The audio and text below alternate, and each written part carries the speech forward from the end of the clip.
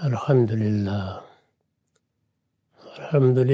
رب العالمین والصلاة والسلام علی محمد الامین فاعوذ باللہ من الشیطان الرجیم بسم اللہ الرحمن الرحیم۔ خواتین و حضرات، ہم سورہ مومنون کی آیت 5 سے درس کی ابتدا کر رہے ہیں۔ اس سورہ کی ابتدا جس جملے سے ہوئی اس کی وضاحت میں نے عرض کیا تھا کہ قرآن کی پوری دعوت جس نصب العین کے لیے دی گئی ہے وہ اس میں بیان ہو گیا ہے۔ قد افلح المؤمنون، یہ فلاح در حقیقت آخرت کی کامیابی کی تعبیر ہے۔ قرآن مجید اسی فلاح کی دعوت دیتا ہے۔ ہمارے لیے جو اذان کے الفاظ مقرر کیے گئے ہیں ان میں بھی اسی چیز کے پیش نظر حی علی الفلاح کا جملہ شامل کیا گیا ہے، اس کو دہرایا جاتا ہے۔ میں نے عرض کیا تھا کہ قرآن مجید اس فلاح تک پہنچنے کے لیے جو تقاضا بیان کرتا ہے وہ ایک لفظ میں تزکیہ ہے۔ اس دنیا کی زندگی میں مذہب کی دعوت اسی تزکیے کے لیے ہے۔ دنیا میں ہمیں اپنی صلاحیتوں کو کس طرح استعمال کرنا ہے، اپنی ذاتی، معاشی، سیاسی ضرورتیں کیسے پوری کرنی ہیں، اس کے لیے اللہ تعالیٰ نے انسان کو بہت عقل دے رکھی ہے، اسی کو استعمال کرنا چاہیے۔ اللہ تعالیٰ کے پیش نظر اس حقیقت سے خبردار کرنا ہے کہ تمہاری زندگی موت پر ختم نہیں ہو رہی، اس کے بعد اصل زندگی کی ابتدا ہوگی۔ پیغمبر اس زندگی کی خبر دینے آتے ہیں، ان کا اصلی مقصود یہی ہے۔ چنانچہ مذہب کا موضوع اصلاً موت ہے۔ زندگی کے معاملات اس میں موت کی تیاری کے لیے زیر بحث ہیں، اور موت کی اس تیاری کی ضرورت کیوں ہے؟ اس لیے کہ اس کے بعد یا فلاح کا فیصلہ ہوگا اور یا بربادی کا فیصلہ ہوگا، یا نعمت کا فیصلہ ہوگا یا نقمت کا فیصلہ ہوگا۔ اس فیصلے کے لیے انسان کو خبردار کیا جا رہا ہے۔ یہ چونکہ سراسر ایک آنے والے حادثے سے خبردار کرنے کی دعوت ہے، چنانچہ اس دعوت کے لیے جو لفظ قرآن میں اختیار کیا گیا وہ انذار ہے، خبردار کرنا، متنبہ کرنا، بیدار کرنا۔ لوگ جس چیز سے غفلت میں ہوں اس سے انہوں نکالنے کی کوشش کرنا۔ تو پیغمبروں کا مقصد بعثت یہ بتایا گیا ہے کہ وہ مبشرین و منذرین ہیں، یعنی موت کے بعد کی زندگی کی بشارت دیتے ہیں اور اس کے بارے میں لوگوں کو خبردار کرتے ہیں۔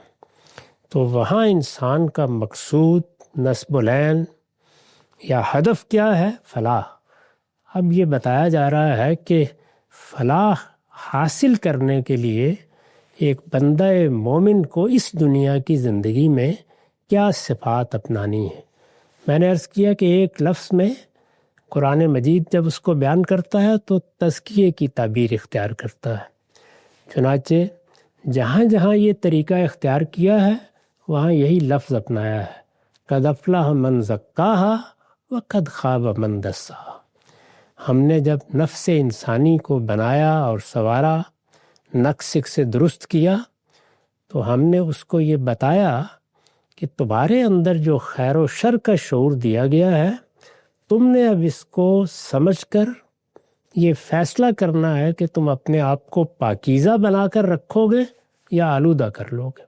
تو دیکھیے وہاں کیا اسلوب اختیار کیا، قد افلح من زکاہا، جس نے اس نفس کو پاکیزہ بنائے رکھا وہ فلاح پا گیا، اور جس نے اس کو آلودہ کیے رکھا قد خواب، وہ برباد ہوا۔ یہ قرآن کی دعوت کا خلاصہ ہے۔ یہاں اس کی تفصیل کی ہے، یعنی دونوں طریقے قرآن اختیار کرتا ہے، کبھی صرف تزکیے کا لفظ، کبھی اس کے بعد اطلاقات، اور کبھی اس طرح کی ضروری تفصیل۔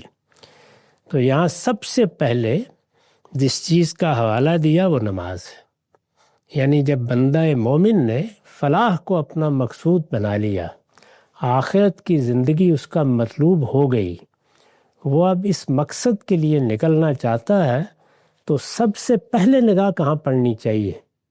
اللہ تعالیٰ پر۔ یعنی یہ تسلیم کر لینا کہ میں بندہ ہوں، اس بات کا اقرار کر لینا کہ میرا ایک پروردگار ہے، وہ میرا خالق ہے، مجھے ایک دن اس کی بارگاہ میں حاضر ہونا ہے، یہ اس سے ملاقات ہے جس کے لیے اب مجھے اپنی پوری زندگی اور اس کے احوال اور اس کے نشیب و فراز کی نگرانی کرنی۔ میں اٹھوں گا، میں بیٹھوں گا، میں کھاؤں گا، میں پیوں گا، میں معاشی جد و جہد کروں گا، میں زندگی کے احوال کو برتوں گا، لیکن یہ سب کچھ کرتے ہوئے ہمیشہ اس بات کو پیش نظر رکھوں گا کہ مجھے ایک دن اپنے پروردگار کو منہ دکھانا ہے، میری حاضری اس کی بارگاہ میں ہونی ہے، اور وہاں مجھ سے پوچھا جائے گا کہ دنیا کی زندگی میں تمہیں چند برسوں کے لیے بھیجا گیا تھا، کیا کر کے آئے ہو؟ وہاں مجھے جو کچھ کر کے آنا ہے وہ اصل میں پاکیزگی کا اہتمام ہے۔ تو ظاہر ہے کہ جب اللہ کی معرفت سے یہ پاکیزگی شروع ہوتی ہے، جب اس میں اپنے خالق کو پہچانا جاتا ہے، جب اس سے رشتہ استوار ہو جاتا ہے، تو سب سے پہلا حق بھی اسی کا ہے کہ اس رشتے کی ذمہ داریوں کو پورا کیا جائے، اور وہ رشتہ خالق کا رشتہ ہے، اس سے عبد اور معبود کا تعلق پیدا ہوتا ہے۔ چنانچہ اس کا ظہور عبادت میں ہوگا۔ اللہ تعالیٰ کے ساتھ جب آپ اپنے تعلق کا اظہار کرنا چاہتے ہیں تو وہ عبادت کے مراسم کی صورت اختیار کرے گا، اور عبادت کے مراسم جتنے کچھ بھی انسان تصور کر سکتا ہے ان کا استقصاء کیا جائے تو انہیں آسانی کے ساتھ 3 عنوانات کے تحت بیان کیا جا سکتا ہے: پرستش، اطاعت اور نذر۔ یعنی میں نے اپنے پروردگار کی عظمت کا اعتراف کیا، میں نے اس کی شانیں جان لی، مجھے اندازہ ہو گیا کہ اس عظیم کائنات کو بنانے والا وہی ہے، مجھے بنانے والا بھی وہی ہے، تو ظاہر ہے کہ میرا وجود اس کے سامنے جھک جائے گا، میری کمر جھک جائے گی، میرا سر، میری پیشانی جھک جائے گی، اور میرا دل و دماغ بھی جھک جائے گا۔ اس کو جب ہم علامتوں میں ظاہر کرتے ہیں تو پرستش کے مراسم وجود میں آ جاتے ہیں۔ اسی طرح وہ اگر میرا خالق ہے تو پھر میرا بادشاہ بھی وہی ہے، آقا بھی وہی ہے، مالک بھی وہی ہے، چنانچہ اس سے تعلق اطاعت پیدا ہوتا ہے، مجھے اس کا حکم ماننا ہے، اس نے اگر کوئی ہدایت دی ہے تو اس کی پیروی کرنی ہے۔ تو اطاعت کا تعلق استوار ہوتا ہے تو وہ بھی کچھ علامتی اظہار چاہتا ہے، اس کا سب سے نمایاں ظہور روزے میں ہوتا ہے، یعنی اطاعت مجسم بن جاتا ہے آدمی۔ اور نظر کا مطلب یہ ہے کہ جب وہ میرا مالک بھی ہے، وہ اس کائنات کا بادشاہ بھی ہے، وہ میرا معبود بھی ہے، وہ میرا رب بھی ہے، وہی مجھے پالتا ہے، آقائی اسی کو سزاوار ہے، تو پھر یہ جان، یہ مال، یہ سب اسی کا ہے، اور جب اس کا ہے تو اس کی نظر ہے، وہ اگر کسی موقع پر اس کا مطالبہ کرے گا تو میں یہ پیش کر دوں گا۔ قرآن مجید نے اسی کو ایک بڑی خوبصورت تعبیر میں ایک جگہ بیان کیا ہے کہ ان اللہ اشتری من المؤمنین اموالہم وانفسہم بان لہم الجنہ۔ اللہ تعالیٰ نے جنت کے عوض میں اپنے بندوں سے، اپنے اوپر ایمان رکھنے والے بندوں سے ان کی جان و مال خرید لیے ہیں۔ تو یہ جان و مال کی نظر پیش کر دینا، ظاہر ہے کہ یہ چیز بھی پھر کچھ علامتی اظہار کا تقاضا کرتی ہے، تو حج میں، عمرے میں، قربانی میں ہم نظر پیش کرتے ہیں۔ تو اس طریقے سے اللہ تعالیٰ کے ساتھ ہمارے تعلق کے یہ تینوں مظاہر ہیں جن کو اس طرح عبادات میں تقسیم کر دیا گیا ہے۔ ان میں سے جو چیز ہماری روزمرہ زندگی کا احاطہ کرتی ہے، صبح ہمیں اٹھا کر کھڑا کر دیتی ہے، ہم جب دن کو ڈھلتا محسوس کرتے ہیں تو پھر ایک مرتبہ حاضر ہو جاتے ہیں، جب سورج نچڑتا ہے تو پھر حاضری کا موقع آ جاتا ہے، وہ غروب ہوتا ہے تو پھر بلا لیا جاتا ہے، بستر پر جانے سے پہلے بھی ہم حاضر ہوتے ہیں۔ اس طریقے سے ہمارے شب و روز کا اگر کوئی عبادت احاطہ کیے ہوئے ہے تو وہ نماز ہے۔ تو سب سے پہلے اسی لیے اس کا ذکر ہوا کہ الذین هم فی صلاتہم خاشعون، جو اپنی نماز میں عاجزی کرنے والے ہیں، اس کی وضاحت ہو چکی ہے۔ اسی طرح پھر عمومی رویے کو بنیاد بنایا، یعنی جب تم اللہ کے ہو گئے، اللہ کے سامنے جھک گئے، تو پھر لا حاصل لا یعنی اور فضول چیزوں سے اجتناب کیا کرو۔ ایک بندہ مومن کے ہاں پھر لغویات سے اعراض ہونا چاہیے۔ اس کی وضاحت بھی ہم پچھلی نشست میں کر چکے ہیں۔ پھر اس پر آگے یہ فرمایا تھا کہ والذین هم للزکاۃ فاعلون، یعنی وہ اپنے مال میں معاشرے کا حق مانتے بھی ہیں اور اسے ادا بھی کرتے ہیں۔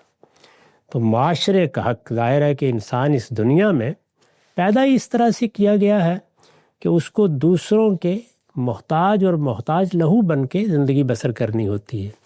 یعنی میں بھی کچھ چیزوں کے لیے دوسروں کی طرف دیکھنے کا محتاج ہوں اور دوسرے بھی کچھ معاملات میں میری طرف دیکھنے کے محتاج ہیں۔ اس سے معاشرہ وجود میں آتا ہے، میری آپ کی ہماری ضرورتیں ایک دوسرے سے متعلق ہوتی ہیں، تو اس سے ایک معاشرت بنتی ہے، اسی کے ایک لازمی نتیجے کے طور پر سیاست وجود میں آتی ہے، اور اسی طرح سے زندگی کے دوسرے احوال معاملات سب وجود پذیر ہوتے ہیں۔ اس میں ہمارے کمائے ہوئے مال میں اللہ تعالیٰ نے جو حق لازم کر دیا ہے، یعنی معاشرے کا حق ادا کرنا ہے، وہ زکوٰۃ ہے۔ یہ کیا چیز ہے، اس کے شرع و نصاب کا کیا معاملہ ہے، اس پر بھی ہم پچھلی نشست میں گفتگو کر چکے ہیں۔ یہ صفات آگے بڑھ رہی ہیں، یعنی نماز، لغویات سے اعراض، معاشرے کا حق اپنے مال میں ماننا اور اسے ادا کرنا، والذین هم للزکاۃ فاعلون۔ اب اس کے بعد فرمایا والذین هم لفروجہم حافظون، اور وہ اپنی شرمگاہوں کی حفاظت کرتے ہیں۔ اس دنیا میں انسان کو اپنے بقا کے لیے جس ادارے کی ضرورت پڑتی ہے وہ خاندان کا ادارہ ہے۔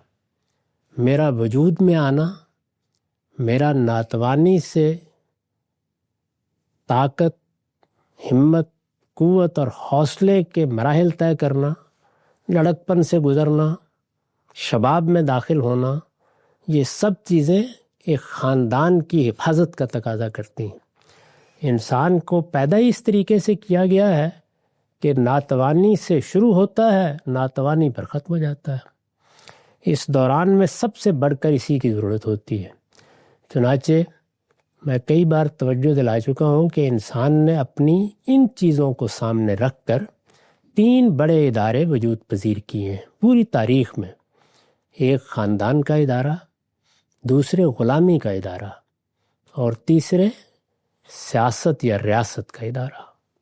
یہ تینوں ادارے ہیں، اگر ایک پیچھے نظر ڈال کے دیکھیں تو ہزاروں سال کی تاریخ میں یہ بے شمار مراحل سے گزرے ہیں۔ اس میں سب سے زیادہ بنیادی حیثیت اگر کسی چیز کو حاصل ہے تو وہ خاندان کا ادارہ ہے۔ تو خاندان کے ادارے میں ابتدا کہاں سے ہوتی ہے؟ ایک مرد و عورت کے وفاداری کے ساتھ ایک دوسرے کا ہو کر رہنے کے ارادے سے۔ چنانچہ یہ ایک ایسا مرحلہ ہے کہ جو پھر تعلق کا اس درجے میں تقاضا کرتا ہے جس میں کسی دوسری چیز کے داخل ہونے کا امکان باقی نہ رہے۔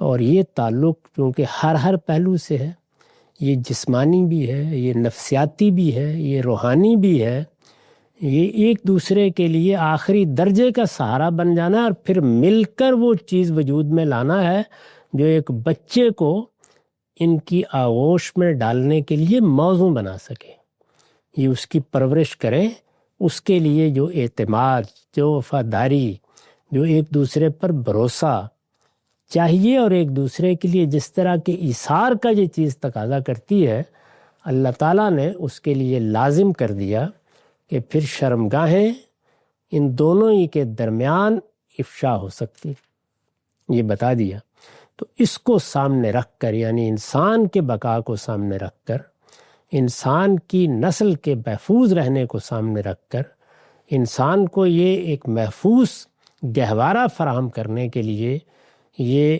ارشاد فرمایا کہ والذین هم لفروجہم حافظون، وہ اپنی شرمگاہوں کی حفاظت کرتے ہیں۔ شرمگاہوں کی حفاظت کی یہ تعبیر قرآن مجید نے کئی دوسرے مقامات پر بھی اختیار کی ہے، اور یہ بتایا ہے کہ اس تعبیر کے مختلف پہلوؤں کو ابتدا سے انتہا تک ملحوظ رکھنا چاہیے، یعنی شرمگاہوں کا افشا نہ ہو، وہ دوسروں کے سامنے کھولی نہ جائیں، ان میں کوئی دوسروں کے لیے میلان پیدا نہ ہو، جو فطری جذبات ان کے اندر رکھے گئے ہیں ان پر کڑا پہرا رہے۔ یہ ساری چیزیں حافظون کے لفظ میں ادا کر دی ہیں، والذین هم لفروجہم حافظون۔ اس پہ پھر استثناء بیان کیا، یعنی اصل تو یہی مقصود ہے کہ شرمگاہوں پر حفاظت کا پہرا رہے، قفل رہے، الا علی ازواجہم او ما ملکت ایمانہم فانہم غیر ملومین، اور اپنی شرمگاہوں کی حفاظت کرنے والے ہیں اپنی بیویوں اور لونڈیوں کے سوا کہ ان کے بارے میں ان پر کوئی ملامت نہیں ہے، اور فرمایا کہ فمن ابتغى وراء ذلك فاولئک هم العادون، ہاں جو اس کے علاوہ چاہیں تو وہی ہیں جو حد سے بڑھنے والے ہیں۔ اس میں شرمگاہوں کے بارے میں یا جنسی جذبات کے بارے میں یا انسان کی جنسی جبلت کے اظہار کے بارے میں قرآن مجید نے اپنی پوری بات بیان کر دی ہے۔ اصلی تقاضا کیا ہے؟ وہ شرمگاہوں کی حفاظت کا تقاضا ہے۔ اس میں استثناء بیان کیا گیا ہے ازواج کا، یعنی بیویوں کا۔ بیویوں کا استثناء میں نے عرض کر دیا کہ اسی مقصد سے ہے کہ ایک محفوظ گہوارہ وجود میں آئے، بچہ اس آغوش میں ڈالا جائے، یہ دونوں وفاداری کے صحیح جذبے کے ساتھ اس کی پرورش کریں، خود ان کے درمیان انسان کی زندگی کے نشیب و فراز میں اور مختلف حالات میں ایک دوسرے کے کام آنے کے لیے وہ حقیقی بندھن موجود ہو جس کو کوئی توڑنا پسند نہ کرے، تو یہ ساری چیزیں اس میں شامل ہیں۔ اس کے ساتھ یہاں لونڈیوں کا ذکر بھی ہوا ہے۔ یہ کیوں ہوا ہے؟ میں نے وضاحت کی ہے، بیویوں کے ساتھ یہاں لونڈیوں کا ذکر اس لیے ہوا ہے کہ اس وقت تک غلامی ختم نہیں ہوئی تھی۔ میں نے عرض کیا کہ انسان نے خاندان کے ادارے سے ابتدا کی اور پھر اپنی ضرورتوں کے لیے غلامی کے ادارے کو وجود پذیر کیا۔ یعنی غلامی کا ادارہ کیا ہے؟ سارے انسان معاش کی جدوجہد میں یا زندگی کی سرگرمیوں کو جاری رکھنے میں یا اپنے معاملات کو انجام دینے میں یکساں وسائل نہیں حاصل کر پاتے۔ یہ ایک ایسی چیز ہے جو بالکل بدیہی ہے، یعنی ہزار تجربے کرنے کے باوجود بھی یہی صورت رہتی ہے، بلکہ یہ دنیا کچھ بنائی اس طریقے سے گئی ہے کہ اس میں 10 آدمیوں کو برابر برابر روپیہ دے دیجئے، سونا دے دیجئے، وسائل دے دیجئے، تھوڑے عرصے کے بعد وہ جو قرآن نے تصویر کھینچی ہے کہ لِكَيْ لَا يَكُونَ دُولَةً بَيْنَ الْأَغْنِيَاءِ مِنْكُمْ، چند لوگوں میں وہ سمٹ جائیں گے۔ یعنی معیشت چلتی ہی اس طریقے سے ہے، تو نتیجہ اس کا یہ نکلتا ہے کہ سرمایہ اور محنت کے مابین پھر ایک تعلق پیدا کرنا پڑتا ہے۔ اس سرمایہ اور محنت کا یہی تعلق ہے جس کو سامنے رکھ کر بعض لوگوں نے آ کے اپنے آپ کو پیش کر دیا کہ ہم اپنا پورا وجود، پوری محنت، جو کچھ ہمارے پاس ہنر ہے وہ پیش کرتے ہیں۔ تو اس طرح کے لوگوں کو پورا کا پورا خرید لینا، یہاں سے غلامی کی ابتدا ہوئی ہے۔ یعنی انسان نے جب یہ دیکھا کہ وہ اپنے لیے روٹی پیدا نہیں کر پاتا، اپنی ضرورتیں نہیں پیدا کر پاتا، تو اس نے سرمایہ رکھنے والے لوگوں کو پیش کر دیا۔ اس سے رضاکارانہ غلامی کی ابتدا ہوئی، اور پھر جس طریقے سے معاملات میں بگاڑ پیدا کر لیتے ہیں انسان، آہستہ آہستہ لوگوں نے اس کو جبری غلامی میں بھی تبدیل کر دیا۔ جنگیں ہونا شروع ہوئیں، ان میں لوگوں کو پکڑ لیا، اس میں ایک اخلاقی جواز بھی پیدا ہو گیا کہ جارحیت کی گئی تھی اس لیے ان کو سزا ملنی چاہیے، تو سزا کے طور پر اس کی مزید آگے اشاعت ہوئی۔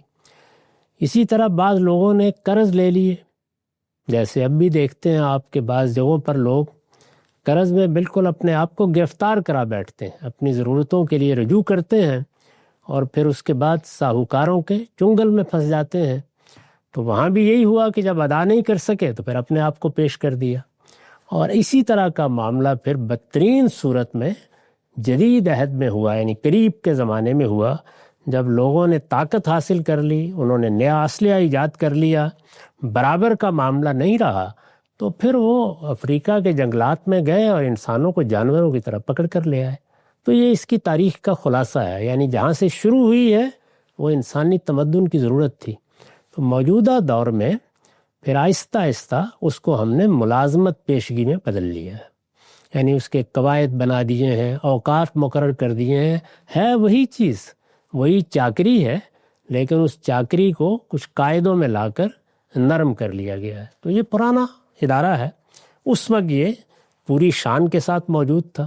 رسالت مآب صلی اللہ علیہ وسلم کی جب بعثت ہوئی ہے اس میں عورتیں بھی تھیں، مرد بھی تھے، چنانچہ عورتوں کے ساتھ جو معاملات ہوتے تھے اس میں بھی گویا ایک عورت اپنے آپ کو اپنے پورے وجود کے ساتھ خدمت کے لیے پیش کر دیتی تھی۔ تو اس سے یہ پورا ادارہ وجود میں آ چکا تھا، یعنی یہ ادارہ انسان وجود میں لا چکا تھا، اس کا مذہب سے کوئی تعلق نہیں تھا۔ تو اللہ تعالیٰ نے یہاں اس کے استثناء میں شامل کیا۔ بیویوں کے ساتھ یہاں لونڈیوں کا ذکر اس لیے ہوا ہے کہ اس وقت تک غلامی ختم نہیں ہوئی تھی، چنانچہ سورہ محمد میں جنگی قیدیوں کو لونڈی غلام بنانے کی ممانعت کے باوجود یعنی اب کیا ہوا؟ اب یہ ہوا کہ ایک تو یہ ہے کہ کسی نے اپنے آپ کو خود پیش کر دیا رضاکارانہ، جس طرح اب ہم رضاکارانہ طور پر اپنے آپ کو ملازمت کے لیے پیش کرتے ہیں، بعض اوقات 24 گھنٹے کی ملازمت کے لیے پیش کر دیتے ہیں۔ بہت سی ملازمتیں ہیں جن میں آپ 24 گھنٹے اس کے منتظر ہوتے ہیں کہ آپ کو بلا لیا جائے گا۔ تو اس طرح کی مختلف صورتیں اب بھی باقی ہیں، لیکن اس وقت جس طرح کا معاملہ تھا، اور میں نے عرض کیا کہ پھر آہستہ آہستہ اس میں جبر کا پہلو بھی داخل ہو گیا۔ اس کی ایک صورت یہ تھی کہ جب جنگیں ہوتی تھیں تو قیدیوں کو غلام بنا لیا جاتا تھا۔ اللہ تعالیٰ نے اس کو ختم کر دیا، یعنی لوگ جس طریقے سے اس ادارے کو قائم کیے ہوئے تھے، تو مکے کے زمانے میں تو سوائے اس کے کچھ نہیں تھا کہ قرآن مجید نے ترغیب دی کہ فک رقبہ، یہ جن لوگوں کو تم غلام بنائے ہوئے ان کی گردنیں چھوڑ دو، ان کو آزاد کر دو۔ تو وہاں تو یہی بات کہی جا سکتی تھی، نہ اسلام کے پاس کوئی طاقت تھی، نہ اس زمانے میں کوئی ریاست کا نظم اس کے پاس تھا۔ لیکن جب جنگ کا موقع آیا، یعنی جنگ پیش آنے کے امکانات نظر آنے لگ گئے، یہ بدر سے تھوڑی دیر پہلے کا واقعہ ہے، پھر سورہ محمد نازل ہوئی، تو اس میں خاص طور پر جنگی قیدیوں کے معاملے کو موضوع بنا کر قرآن مجید نے یہ کہا کہ ہماری طرف سے اب کسی کو غلام نہیں بنایا جائے گا، بلکہ جو قیدی بھی پکڑے جائیں گے فَإِمَّا مَنًّا بَعْدُ وَإِمَّا فِدَاءً، ان کو یا تو احسان کر کے چھوڑ دیا جائے گا، یا ان کے مالکوں سے یا جو پہلے سے ان کے متعلقین ہیں ان کا فدیہ لے لیا جائے گا۔ تو اس طرح سے غلامی کا یہ پہلو کہ اس میں جنگی قیدیوں کو پکڑ لیا جائے، کسی کو زبردستی غلام بنا لیا جائے، اس کا تو خاتمہ کر دیا۔ لیکن جو لوگ موجود تھے، ہر آدمی اپنے لیے معاش کا کوئی ذریعہ پیدا نہیں کر سکتا تھا، نہ کوئی اس طرح آزاد ہونے کے لیے تیار تھا کہ وہ کل جا کے بازار میں بیٹھ جائے اور اس کا کوئی پوچھنے والا نہ ہو۔ تو اس طرح کی صورتحال میں پھر قرآن مجید نے اس استثناء کو باقی رکھا۔ چنانچہ سورہ محمد میں جنگی قیدیوں کو لونڈی غلام بنانے کی ممانعت کے باوجود جو غلام پہلے سے معاشرے میں موجود تھے، یعنی وہ چلے آ رہے تھے، اور چونکہ پوری معاشرت میں یہ ادارہ تھا، جیسے اس وقت مثال کے طور پر کسی آدمی پر اگر اصلاح کا جنون سوار ہو جائے اور وہ یہ کہے کہ سب لوگوں کو ملازمت سے فارغ کر دیا جائے، تو جیسا بحران پیدا ہو جائے گا اس کا اندازہ کیا جا سکتا ہے۔ تو جو موجود تھے ان کے لیے یہ استثناء باقی رکھنا ضروری تھا۔ اس سے ہمیں اللہ تعالیٰ نے یہ تعلیم دی کہ معاشرت، سیاست اور معیشت میں کوئی تبدیلی کبھی ابرپٹ نہیں ہونی چاہیے۔ ایسا کیا جائے گا تو انسان ایک چیز کی اصلاح کرے گا اور اس سے 10 فساد مزید پیدا کر لے گا۔ اس میں ہمیشہ تدریج کا طریقہ اختیار کرنا چاہیے۔ تو جو چیزیں درست کی جا سکتی تھیں وہ کر دی گئیں، اور باقی کے معاملے میں لوگوں پر چھوڑ دیا گیا کہ وہ آہستہ آہستہ اس معاملے کو درست کریں۔ ان کے لیے یہ استثناء باقی رکھنا ضروری تھا بعد میں، یعنی یہ پہلے مکی صورتیں، اس وقت بھی ہم ایک مکی سورہ کا مطالعہ کر رہے ہیں۔ اس وقت تک تو صورتحال یہی تھی کہ بس ترغیب دی گئی فک و رقبہ، گردنیں چھڑاؤ۔ اس کے بعد سورہ محمد نازل ہوئی تو اس میں جنگی قیدیوں کو لونڈی غلام بنانے کی ممانعت کر دی گئی۔ پھر ایک اگلا مرحلہ وہ ہے جو سورہ نور میں آیا ہے، جس کا ہم اس سورہ کے بعد مطالعہ کریں گے۔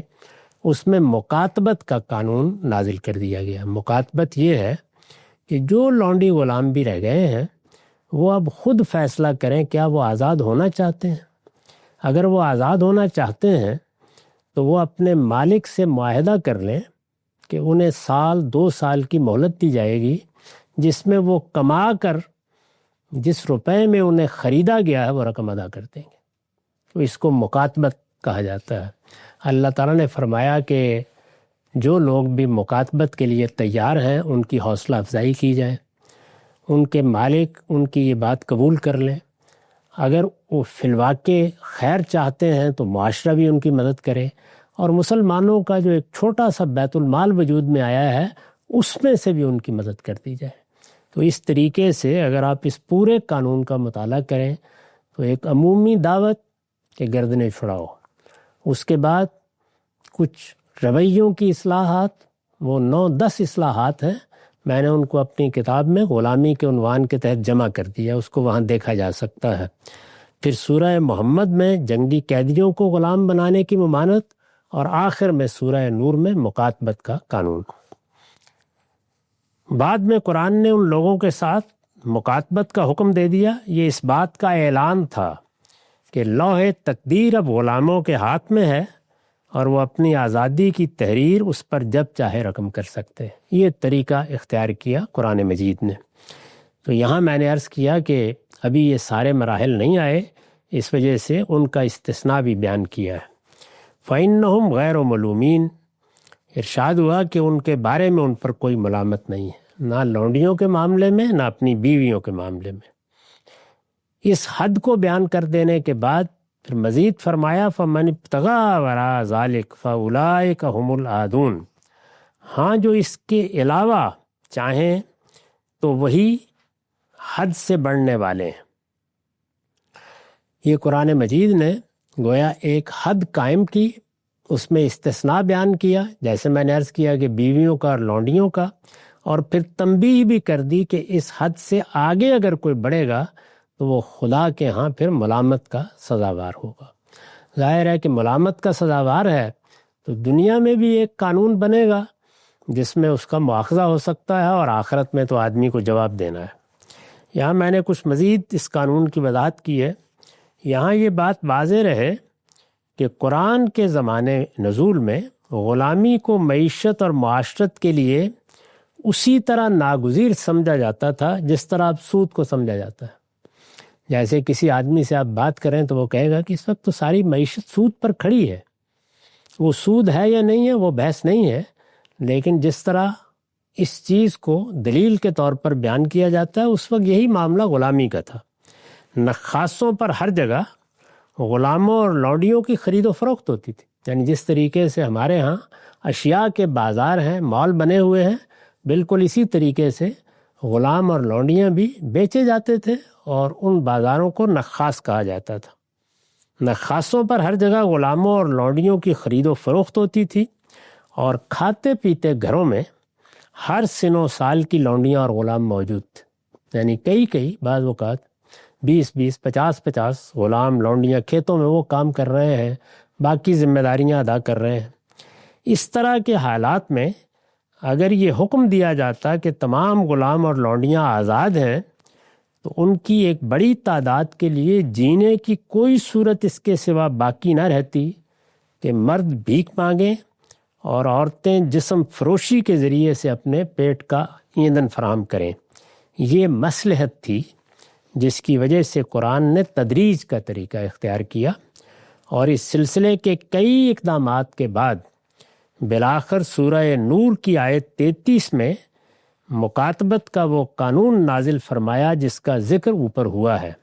اس کے بعد نیکی اور خیر کے ساتھ اپنے پاؤں پر کھڑا ہونے کی صلاحیت رکھنے والے کسی شخص کو بھی غلام بنائے رکھنے کی گنجائش باقی نہیں رہی، یعنی یہ طریقہ اختیار کیا گیا۔ یہ بحث ابھی جاری ہے، ہمارا وقت ختم ہو گیا۔ اقول قولی ھذا واستغفر اللہ لی ولکم ولسائر المسلمین۔